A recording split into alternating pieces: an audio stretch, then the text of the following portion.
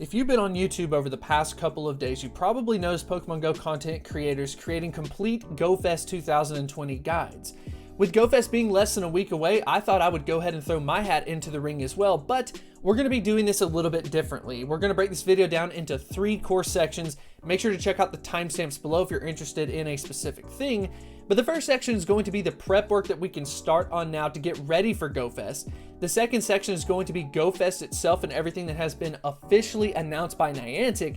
And then the third section is going to be talking about data mined information about GoFest that you are not going to be hearing from sponsored Pokemon Go content creators because they're simply not allowed to talk about it. And I can promise you that is seriously going to be the best part of this event. So make sure you stick around for that. And of course, join in on the discussion. But anyways, if you do enjoy this episode, make sure to hit that like button and subscribe. But without further ado, let's go ahead and get into the video.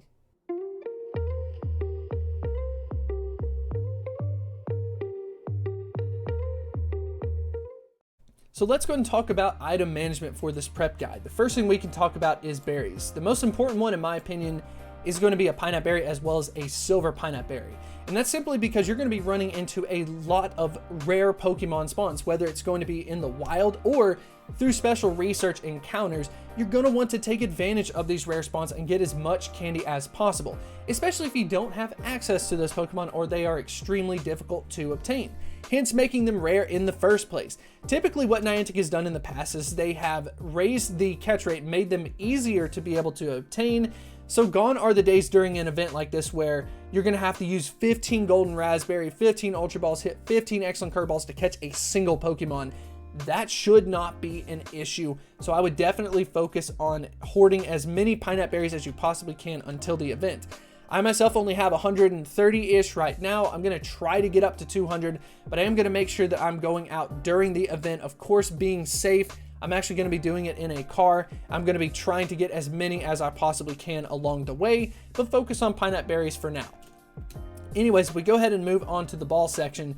Balls are going to be very important, ladies and gentlemen. Don't forget that, because you are going to run into so many Pokemon spawns. You're going to want to make sure that you have Pokeballs to be able to catch those Pokemon. The worst thing that could happen to you is to pay for this event and then run out of Pokeballs and you simply can't catch these Pokemon. So it is very important maybe to go ahead and not catch Pokemon right now if it means that you're going to have Pokeballs for the actual event, especially if you are at home, you're not going out, you have a limited resource to these different balls.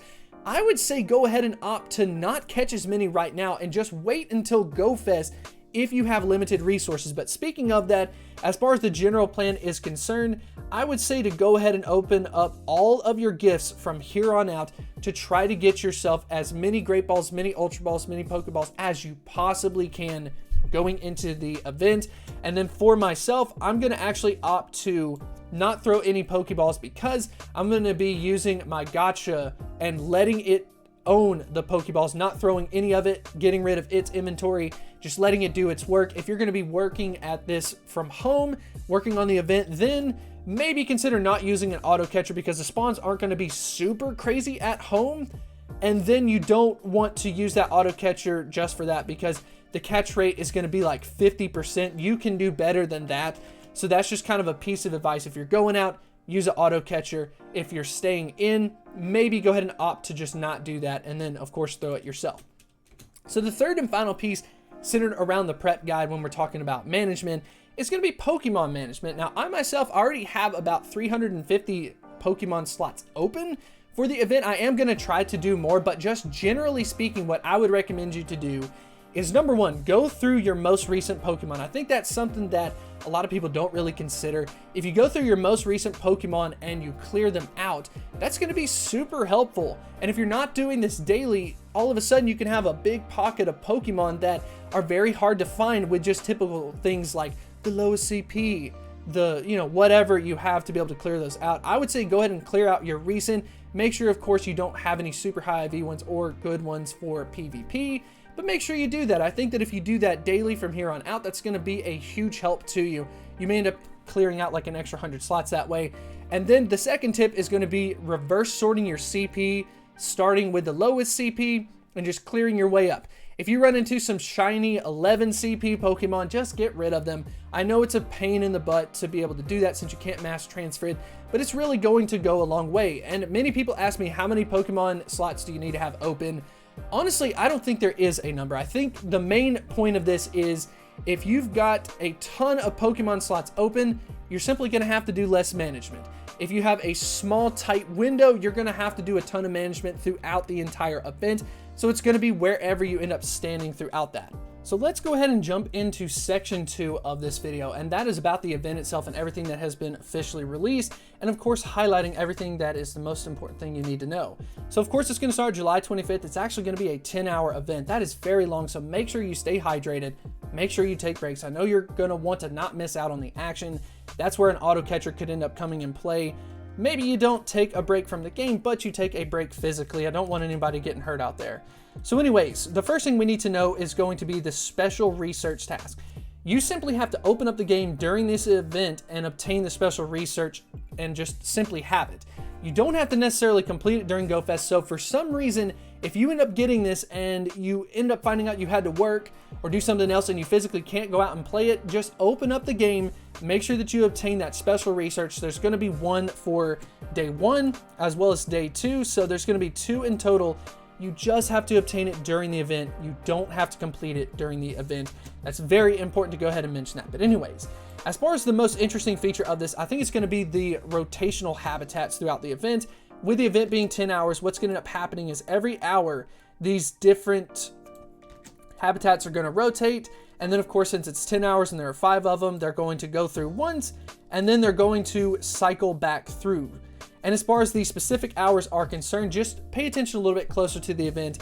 The 2 that I'm personally most excited about are probably going to end up being Battle and Friendship. For me personally, I think they're going to be a little bit more diverse in the number of spawns.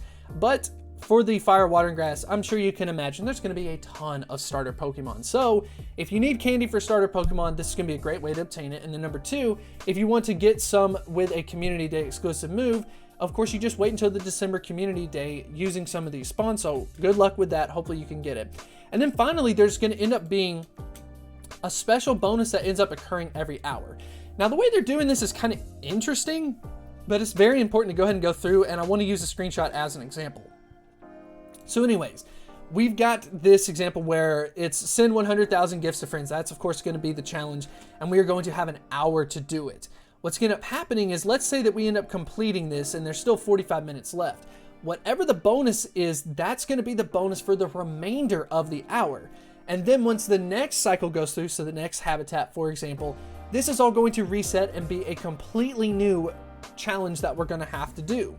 So in 15 minutes, we complete this challenge, right? That means that for the next 45 minutes, we are going to get the time bonus. And in this particular example, the gifts may contain rare candy. So we're going to send out a ton of gifts to our friends during the remainder of the time, whenever you open up a gift, you potentially got rare candy. So I'm going to open up a ton of gifts during that time period, which is going to be helpful to replenish the Pokeballs as well. So of course, complete this challenge and then open up a ton of gifts so you yourself can get a ton of those rare candies. So that's going to be important. I would guess that it's going to end up being from the Friendship habitat, of course, to be able to open up those gifts. But of course, that's going to be speculation. Speaking of speculation, let's go ahead and get into it. So speaking of the speculation portion, this information was data mined by PokeMiners. If you want to go ahead and read all this, I'll put a link in the description below. But in my opinion, the most exciting piece of information centers around special research and it being Team Go Rocket. We talked about how there's going to be special research each day. I would guess this is going to end up being on the second day, in my humble opinion. But what's going to end up happening as far as the highlights are concerned is, number 1, the team leaders are going to be using legendary birds. Now, does that mean we are going to get a chance to catch these legendary birds? That would be amazing if we could do that. We're definitely sure we're going to be battling them, but can we catch them? I'm not sure. I would love to know what you think about that in the comments section below. I'd love to get myself some of those Shadow, Zapdos, Articuno, Moltres. I don't have any of those, so I would be super excited about that. So let me know what you think about that in the comments section. But anyways, what's going to end up happening is eventually we're going to be able to battle against Giovanni. And he's going to be using a very interesting Pokemon. And that is Shadow Mewtwo. Ladies and gentlemen, Shadow Mewtwo has officially been data mined, that Giovanni is going to be using it. We ended up seeing some information come out recently where Shadow Mewtwo ended up getting data mined, where the models were loaded in. We just didn't know where it ended up going, but now we have it. It's related to this special research. The good news is you simply have to have access to the special research and complete it whenever you want. So at least make sure that you obtain it. My guess is it is on the second day. But speaking more specifically about this Pokemon is going to be a monster. It is going to be so overpowered. Hopefully Niantic gives us a chance to catch it, and it's not, of course, us just battling it, because they probably think we're going to want to purify it to save the Pokemon, but we all know we're not going to, because Shadow Pokemon are just extremely unbalanced for whatever reason.